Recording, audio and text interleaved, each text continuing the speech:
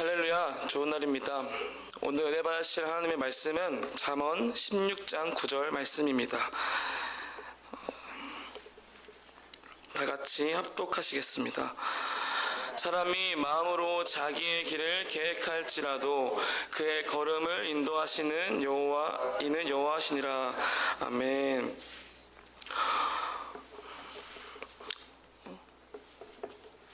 오늘 제가 이 말씀을 가지고 함께 나눌 설교의 제목은 절대를 뒤집으시는 하나님입니다. 우리가 살다 보면 누구나 한 번쯤 이런 말을 합니다. 이건 절대 안 해. 절대 그런 일은 없어. 이런 말을 하곤 합니다. 우리는 이 말들을 아무런 생각 없이 무심코 내뱉지만 사실 이 말들에는 우리의 마음이 고스란히 담겨 있습니다. 단순한 감정 표현이 아니라 내 인생의 방향을 스스로 정해버리는 말일 수도 있고, 하나님께서 들어오실 수 있는 영역과 들어오시지 않아도 된다고 여기는 영역을 구분해버리는 말일 수도 있습니다. 절대를 붙여서 아주 단호하게 선포한 이 말들은 반드시 지켜질 것 같지만 지금 돌아보면 어떤가요? 우리가 그렇게 단정했던 말들 중에 정말 끝까지 지켜진 말이 얼마나 될까요? 저는 살면서 확실하고 분명하게 말한 3가지 절대가 있었습니다.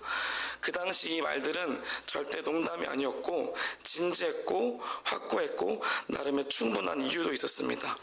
그런데 시간이 지나고 제 인생을 한 걸음 떨어져서 다시 보게 되니 한 가지가 분명해졌습니다.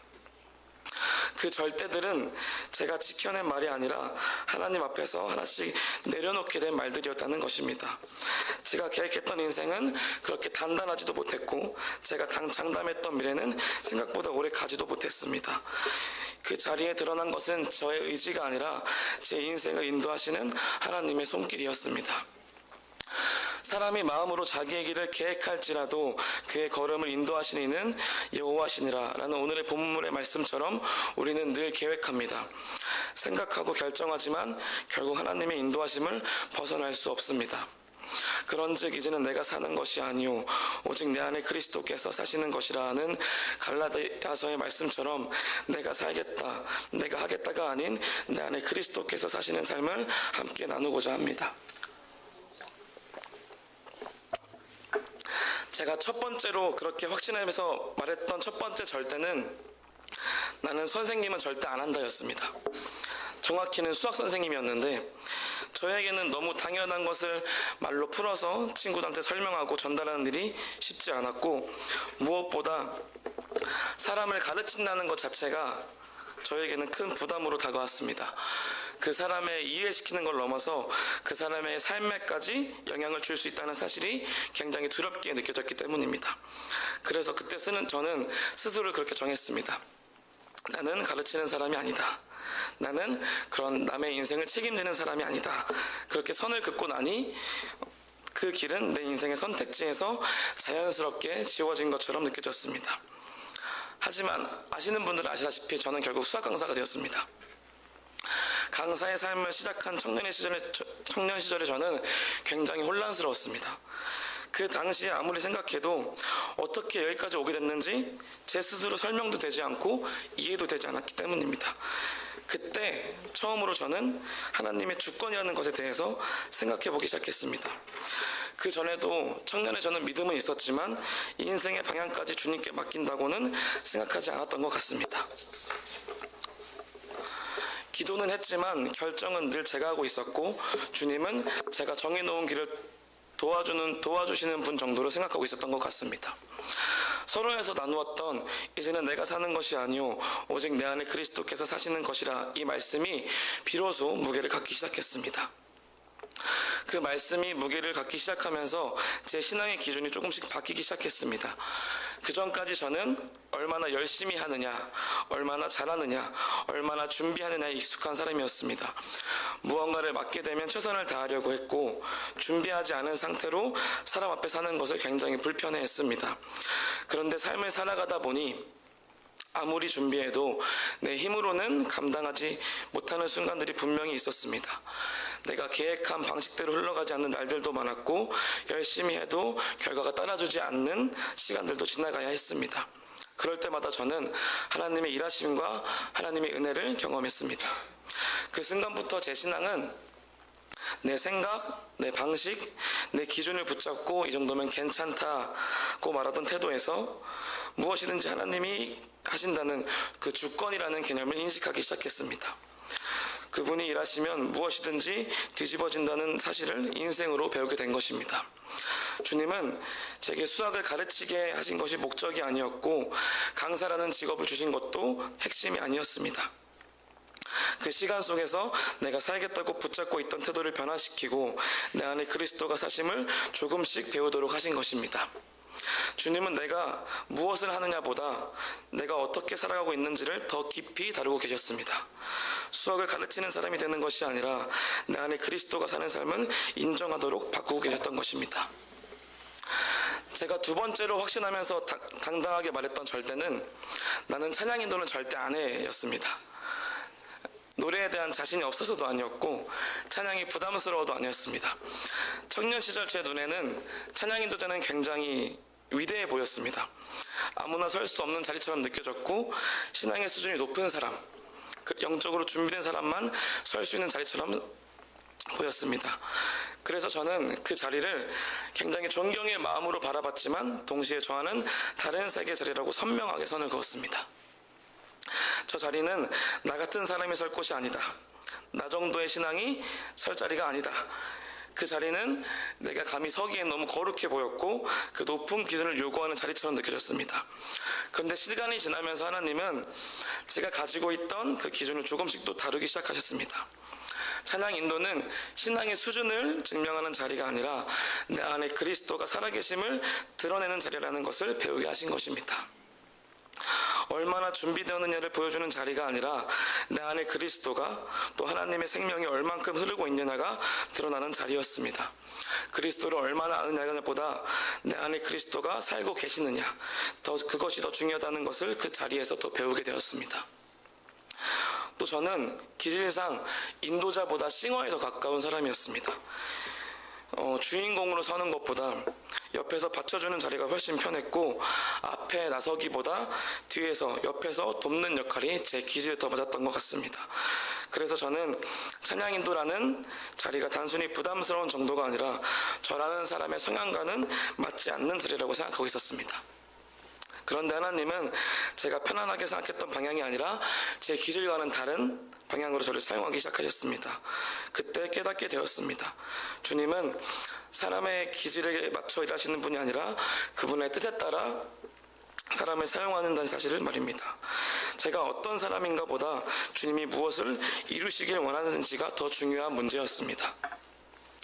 그리고 그 과정 속에서 제 기질은 단순히 기준이 아니라 도구가 되어가고 있었습니다. 그 순간부터 찬양 인도는 저의 상향이나 기질을 드러내는 자리가 아니라 하나님의 주권을 인정하고 고백하는 자리가 되기 시작했습니다. 내가 좋아하는 자리, 내가 잘할 수 있는 자리, 내가 편안한 자리가 아니라 하나님이 부르시는 자리에 서게 하신다는 것. 그것이 순종 이전의 주권의 문제라는 것을 그 찬양인도의 자리에서 배우게 되었습니다.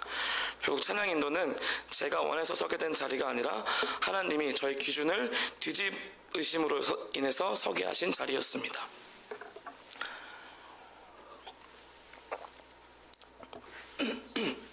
마지막으로 제 인생에서 세 번째 절대는 내 인생에서 신학대학원에 들어갈 일은 절대 없어였습니다.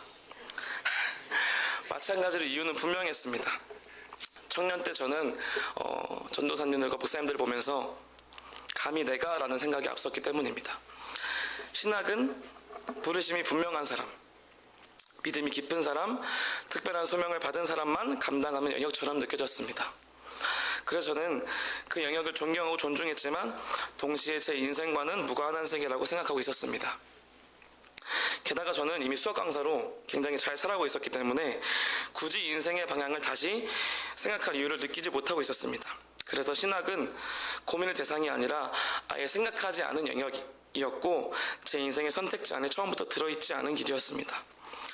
그때는 몰랐지만 잘 살고 있다는 그 판단 역시 나의 기준으로 내 인생을 평가한 기준이었습니다.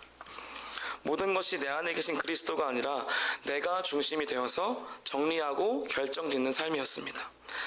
내 인생이 충분히 설명되고 있고 이 정도면 꽤 괜찮지 않나라고 생각하며 살았고 앞으로의 계획도 그 안에서 그려지고 있었습니다. 그런데 이상하게도 어느 순간부터 신학이라는 단어가 제 삶의 주변을 맴돌기 시작했습니다. 누군가는 가볍게 농담처럼 하기도 했지만 그 말이 한 번씩 제 귀에 들려왔고, 그때마다 저는 아니야, 난 절대 안 해, 똑같은 말을 반복하면서 대답했습니다. 근데 말은 분명히 아니라고 말하고 있는데 삶이 조금씩 달라지기 시작했습니다. 맞는지 아닌지 너무 궁금해서 기도하기 시작했고, 기도하다 보니 결국 주님의 부르심에 확신이 생겨서 갖고 가다 보니 절대 아니다라고 말하던 제 기준은 또 무너지면서 이 자리까지 오게 되었습니다. 저는 그 성향과 기질상 계획하는 것을 참 좋아했습니다. 내일 무엇을 먹고, 내일 무엇을 입고, 내일 누구를 만나고, 이런 고민하는 시간도 너무 즐거워했고, 그렇게 정해놓은 대로 살아가는 삶이 저는 참 편했습니다.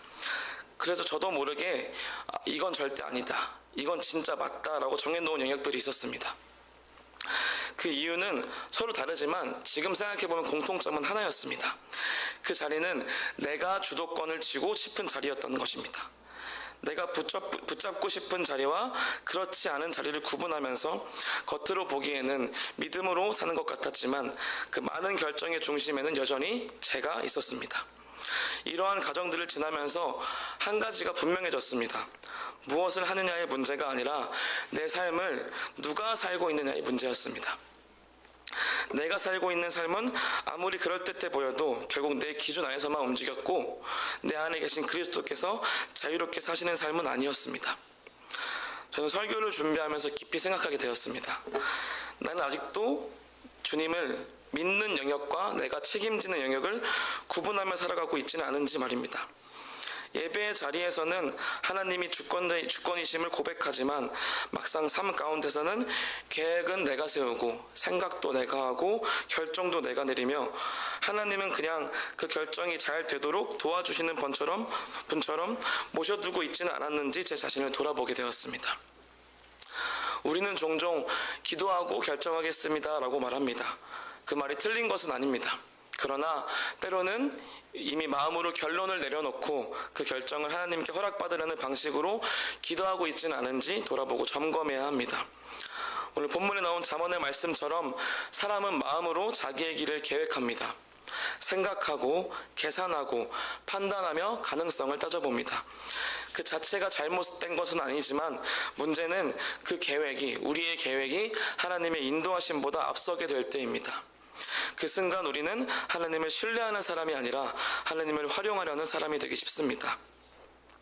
제가 인생에서 절대 안 하겠다고 다짐했던 그 세 가지 영역은 결국 제 삶에서 주님을 신뢰하지 못했던 지점이었던 것 같습니다. 능력의 문제, 기질의 문제, 자격의 문제처럼 보였지만 그 깊은 곳에는 이 부분만큼은 내가 무조건 통제하고 싶다라는 마음이 자리 잡고 있었습니다. 그러나 하나님은 그 영역들을 하나씩 건드리시면서 내가 무엇을 할 수 있는지를 증명하게 하신 것이 아니라 누가 내 인생의 주인이신지를 분명히 알려주신 것 같습니다. 그리고 그 과정은 한 번의 결단으로 끝나는 것이 아니라 지금도 계속되고 있는 하나님의 다루심임을 고백합니다. 지금도 저는 여전히 날마다 계획을 세우고 고민하고 선택의 순간 앞에 놓입니다. 그러나 예전과 다른 점이 있다면 이제는 제 인생의 방향을 제가 끝까지 책임지겠다는 태도보다 하나님이 인도하신다는 확신이 있다는 것입니다. 말씀을 맺도록 하겠습니다. 우리가 인생에서 확신하며 그어놓은 선, 끝까지 아니라고 말했던 것들조차 하나님 앞에서는 결코 고정된 것이 아닙니다. 그 이유는 분명합니다. 모든 것은 하나님의 주권 아래에 있기 때문입니다. 우리의 선택, 우리의 계획, 우리의 삶 전체가 하나님의 인도하심 아래에 있기 때문입니다.